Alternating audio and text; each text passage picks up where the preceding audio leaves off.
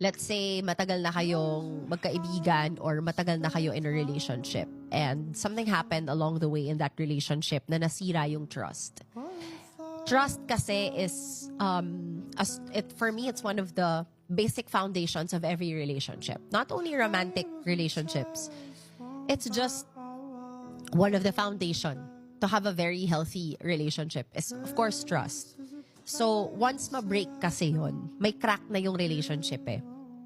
Pag may crack na yung relationship, it allows yung ibang, isipin nyo parang Jenga piece yan.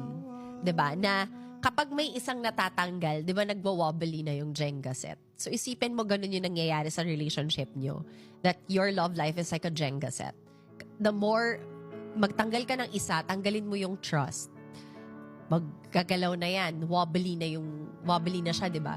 Tapos, syempre, pagka may trust issue, communication nyo, mag-jeopardize na yung communication dyan. Or, magko-communicate kayo pero lagi kayo nag-aaway, nagsasakita na kayo, may trust issues ka na, so nagde-develop na siya ng problem sa relationship nyo, nagiging toxic na yung relationship nyo, until the Jenga pieces will just eventually fall.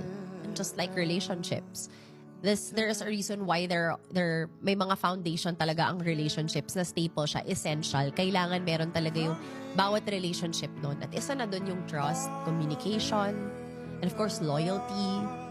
Iba din yung patience, understanding, compromise. Ang daming pieces.